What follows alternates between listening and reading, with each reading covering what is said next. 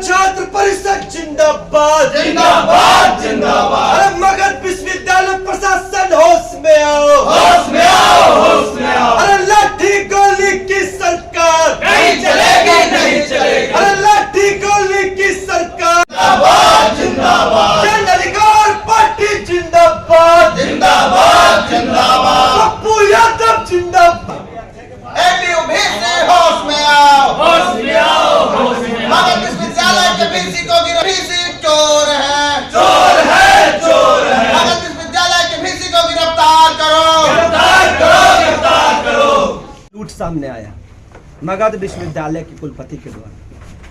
उनके घर में छापामारी के बाद 2 करोड़ रुपया कैश, और ये कैश जो छात्रों के लिए किताब खरीदा गया था, जिस प्रिंटिंग प्रेस से अवैध किताब उसको कह सकते हैं, बिना जरूरत का किताब जो छपवाया गया, आखिर ये पैसा कहाँ से आता है?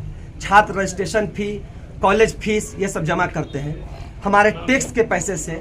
2 करोड़ रुपया उनके घर से, और टोटल ये 30 करोड़ की जो घपला बताया जा रहा है, सिर्फ 30 करोड़ नहीं, ये घपला 300 करोड़ का है मगध विश्वविद्यालय में।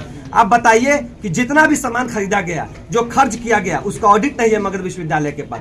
हमारी ये स्पष्ट मांग है कि मगध विश्वविद्यालय के कुलपति के साथ साथ बिहार के तमाम कुलपतियों का सबसे पहले तो संपत्ति की जांच की जाए, और ऑडिट कितना खर्च हुआ। इससे पहले भी जसवाल यहाँ के कुलपति हुआ करते थे, उन्होंने क्या किया, जितने भी मगध विश्वविद्यालय के अभी तो पाटलिपुत्रा विश्वविद्यालय और मगध विश्वविद्यालय बट गया, लेकिन जब मगध विश्वविद्यालय एक था, उस समय जसवाल जी ने जितने भी आउटसाइडर कॉलेज थे, सभी के प्रोफेसर को नियुक्त कर दिया गया पटना के अच्छे कॉलेज में। लाखों रुपया, करोड़ों रुपया लेकर सबकी नियुक्ति की गई। और आखिर ये जो अभी कुलपति राजेंद्र बाबू है, इनका आधार क्या है? राज्यपाल ने, हमें स्पष्ट आरोप राज्यपाल पे लगाना चाहते हैं, 5 करोड़ रुपए की घूस दी गई। इसकी हमारे पास जानकारी है। यहाँ के वीसी नियुक्त होने से पहले 5 करोड़ रुपए का घूस देकर राज्यपाल को यहाँ वीसी नियुक्त हुए, और उसी का लूट और उगाही करके ये पैसा नीतीश कुमार जी के पास, राज्यपाल के पास और अन्य अधिकारियों के पास पहुंचाया जा रहा है। और ये सिर्फ 30 करोड़ की बात नहीं है, इनकी संपत्ति की अगर जांच होती है और सही में ऑडिट अगर सरकार मांगती है, तो ये लूट, ये खसोट, ये हजारों करोड़ों की लूट है। और ये लूट सिर्फ मगध विश्वविद्यालय में नहीं, बिहार के तमाम विश्वविद्यालय, क्योंकि नियम ही है कि आप जितना बड़ा विश्वविद्यालय का कुलपति बनिएगा, उतना ज्यादा पैसा आपको कुलपति के जेब में, राजभवन और अन्य अधिकारियों के जेब में पहुंचाना पड़ेगा। ये सेटिंग बिहार से लेकर केंद्र तक है। स्पष्ट मांग है जन अधिकार, छात्र परिषद, युवा परिषद पार्टी की। हमारे तमाम लोग यहाँ पहुंचे हुए हैं। हमारे जितने भी लोग हैं, आज से वाइस चांसलर ऑफिस में तालाबंदी करेंगे, मगध विश्वविद्यालय बंद रहेगा जब तक कुलपति को गिरफ्तार कर। अब बताइए कि जितना भी छापेमारी अभी तक विजिलेंस किया है, ईडी किया है, सबको जेल भेज दिया गया अधिकारियों को, लेकिन कुलपति को बचाया क्यों गया है? केंद्रीय, मैं आपको अंदर की बात बताऊं, केंद्रीय शिक्षा मंत्री से मिलकर ये आए हैं अभी कुलपति। क्या औचित्य बनता है कि आप केंद्रीय शिक्षा मंत्री से मिलने गए थे अपने बचाव के लिए? लाख 60 गांठ के बावजूद अगर इन पे कोई कार्रवाई नहीं होती है, तो हम लोग अनिश्चितकालीन भूख हड़ताल करेंगे मगध विश्वविद्यालय में। और अनिश्चितकालीन, क्योंकि ये पैसा हमारे टैक्स का है, हमारा है। ये किसी के घर से पैसा, नीतीश कुमार राज्यपाल के बाप का पैसा नहीं है, ये हमारे पैसा से लूट खसोट मचाया जा रहा है। तब तक, जब तक विश्वविद्यालय के कुलपति की गिरफ्तारी नहीं होती, तब तक हम लोग अनिश्चितकालीन यहाँ धरने में बैठेंगे। मनीष कुमार, छात्र संघ अध्यक्ष, पटना विश्वविद्यालय।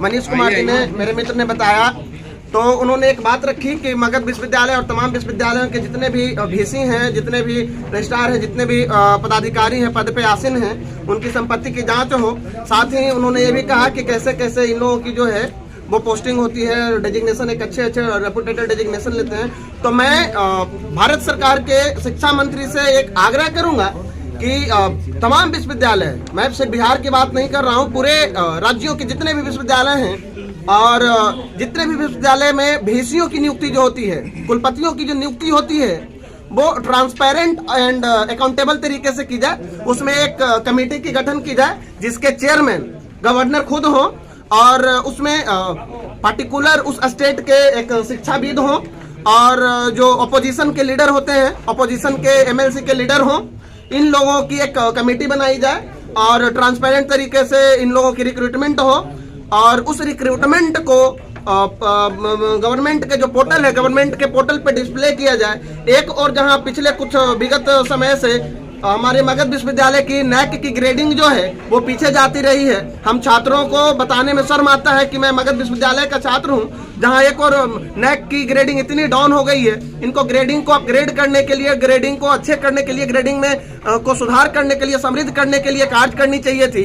नई शिक्षा नीति जो नई शिक्षा नीति 20 है 2020 में जो नई शिक्षा नीति आई है, नई शिक्षा नीति को इनको लॉन्च करना चाहिए था। तो इन तमाम गतिविधियों से ये अवगत ना होकर, तमाम गतिविधियों में संलिप्त ना होकर ये बड़े बड़े घोटाले में संलिप्त हो रहे हैं। और मैं बताऊं, परीक्षा की जो कॉपी आती है, परीक्षा की कॉपी निजी एजेंसी से नहीं आनी चाहिए।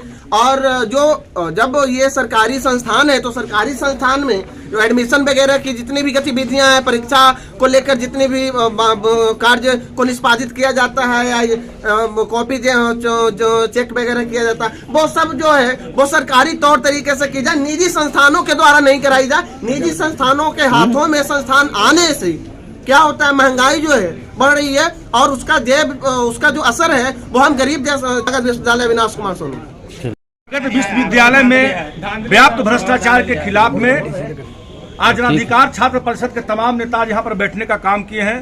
मित्रों, इस तालाबंदी और धरना प्रदर्शन के माध्यम से आज जनाधिकार छात्र परिषद के तमाम नेता आज सरकार को चेतावनी देने आए हैं कि जिस तरह से सरकार के मिलीभगत संरक्षण से जिस तरह से इस तरह का घोटाला और घपला हो रहा है विश्वविद्यालयों में, इसका जनाधिकार पार्टी कड़ा विरोध करती है।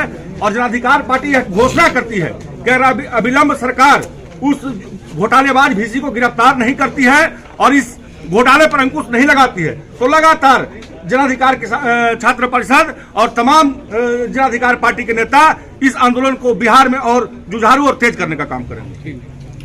तंत्र मंत्र के बादशाह, भारत के जाने माने सर्वश्रेष्ठ गुरु खान बंगाली, मिलेगा हर समस्या का समाधान गारंटी के साथ। पहले तो मेरा व्यापार ठीक ठाक चल रहा था, मगर पिछले 1 साल से इतना घाटा लगा, मेरा मकान, दुकान, फैक्ट्री सब बिकने की नौबत आ गई। तब मैं बाबा जी से मिला, चमत्कार ही कहूँगा, 2 महीने के अंदर काया पलट हो गई और आज मेरा व्यापार पहले से बहुत बेहतर है। मेरा अफेयर एक लड़के के साथ था जो मेरे ऑफिस में ही था। हम शादी करना चाहते थे पर उनके घर वाले मान नहीं रहे थे। मैं बाबा जी की शरण में आई, 1 महीने में ही उनके घर वाले मान भी गए और हमारी शादी भी हो गई। मेहनत और ईमानदारी के बावजूद पिछले 3 सालों से मैं एक ही पोस्ट पर काम कर रहा था। फिर मैं बाबा जी से मिला और झट से मेरा प्रमोशन हो गया। आज मैं सेल्स मैनेजर हूँ। मेरी बेटी की शादी के लिए बहुत से रिश्ते आते थे पर कोई न कोई अड़चन पड़ जाती थी। इसी वजह से मेरा पूरा परिवार बहुत परेशान था। बाबा जी की दुआओं से आज मेरी बेटी एक बड़े घर की बहू बनी। भटको चाहे जहाँ, काम होगा सिर्फ यहाँ। गृह कलेश, कर्ज मुक्ति, प्रेम विवाह, जादू टोना, पति पत्नी में अनबन, सौतन या दुश्मन से छुटकारा, विदेश यात्रा में रुकावट, फिल्मों में प्रवेश और कोर्ट कचहरी जैसी समस्याओं का समाधान। गुरु खान बंगाली, 3 घंटे में पाएं घर बैठे समाधान। अभी फोन करें। गुरु खान बंगाली।